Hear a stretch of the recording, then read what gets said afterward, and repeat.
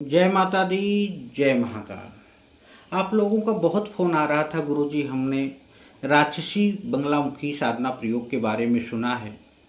क्या ऐसा प्रयोग होता है? होता है तो क्यों होता है और किस लिए होता है? सबसे पहले 10 महाविद्या की 8वीं महाविद्या माँ बंगला हैं, जिनके हरिद्रा गणपति भैरव हैं,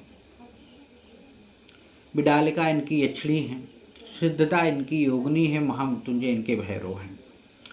36 अक्षरी मंत्र इनका मूल मंत्र है। इनमें 3 बीज का प्रयोग होता है, ह्रीम, हलरीम और हलीम।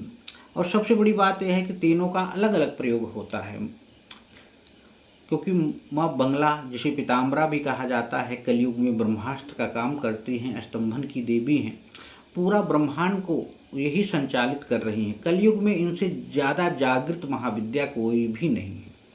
तो उन्हीं से संबंधित यह जो राक्षसी बंगला मुखी प्रयोग है, अपने आप में अद्भुत प्रयोग है। यह पूर्णतः ही साधक के समस्त प्रकार के शत्रुओं का दमन कर देता है। यह एक बहुत ही विशेष उच्च कोटि का तंत्र प्रयोग है। जब भगवती असुरों का वध करते करते उनके संहार हेतु क्रोधित हुई, तब असुरों ने माँ भगवती को क्रोधित जानकर ब्रह्मा, विष्णु, महेश, रुद्र, सदाशिव और भगवती, इनका पांचों जो ब्रह्मांड की विनाशक शक्तियां हैं और प्रबल शक्तियां हैं, जिनके बाद कुछ शक्ति बचती ही नहीं, उनको केंद्रित करके उनके एक पंच अस्त्र का निर्माण या पंच अस्त्र का रूप धारण कर लिया। तो जब माँ ने देखा कि ये लोग पूरे ब्रह्मांड की शक्तियों को समर्पित करके एक अस्त्र का निर्माण कर रहे हैं, तो माँ ने भी क्या किया कि भगवती ने भयानक रूप धारण कर, जिससे आसुरी बंगला के विराट के रूप में जाना जाता है, कि माँ ने प्रकट किया।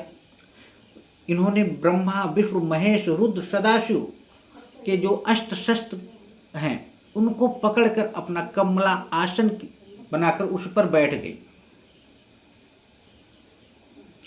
उसके बाद शत्रु निराश हो गए। असुरों को लगा कि अब क्या होगा, क्योंकि पूरी ब्रह्मांड की शक्तियां उन्हीं में समाहित हो गई।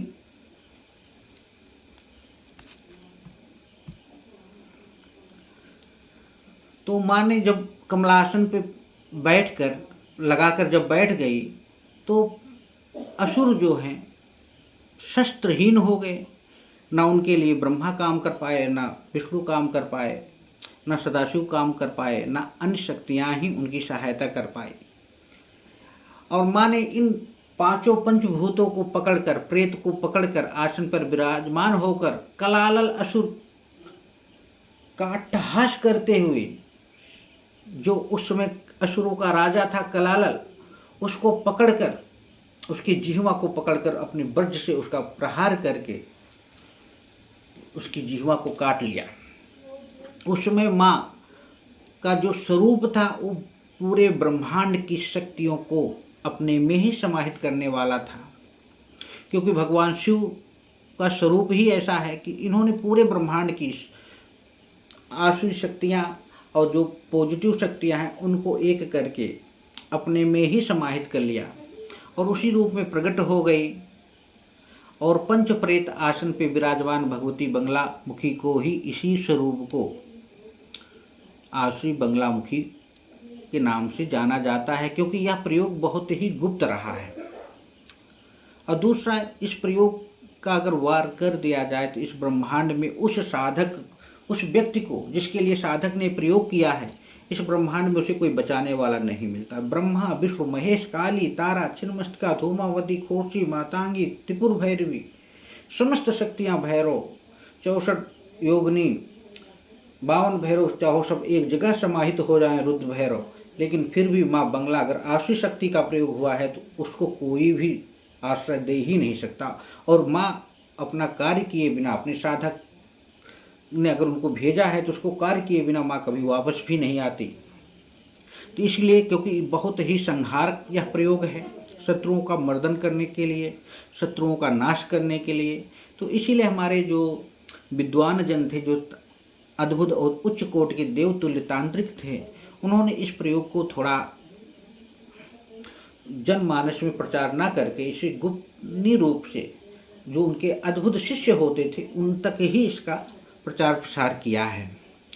तो बंगलामुखी कुछ एक दुष्ट साधक, कभी कभी ऐसा होता है कि आपने देखा होगा कि बहुत से लोग बहुत सी साधनाएं करा लेते हैं, उनके ऊपर कोई तंत्र क्रिया हो जाती, बहुत से उपाय करा लेते हैं, महाविद्या प्रयोग करा देते हैं, विपरीत प्रत्यांगरा प्रयोग उनके लिए हो जाता है, या महामृत्युंजय या सतचंडी का पाठ कराते हैं, लेकिन फिर भी उनके ऊपर जो तंत्र बाधा है वो कहीं नहीं हटती है। और बाद में वो आदमी क्या होता है कि मरणासन्न होकर इस दुनिया को छोड़ के चला जाता है। अगर किसी के ऊपर मारण हुआ है और उसके लिए हजारों प्रकार के प्रयोग हो रहे हैं और सब फेल हो रहे हैं, महाविद्या जैसे प्रयोग फेल हो रहे हैं, विपरीत प्रत्यांगरा जैसे, कृत्या जैसे प्रयोग फेल हो रहे हैं, तो इसका मतलब है कि उस साधक, किसी साधक ने उस व्यक्ति के ऊपर इसका ही प्रयोग किया है। इससे किसी भी व्यक्ति या मानव के समूल परिवार या फैमिली को नष्ट या मारण या उसका उच्चाटन या उसका विद्वेषण या उसको समाप्त किया जा सकता है। इतना तगड़ा प्रयोग है, और इसका प्रयोग हो जाने के बाद इस ब्रह्मांड में उसका बचना 100% मुश्किल हो जाता है।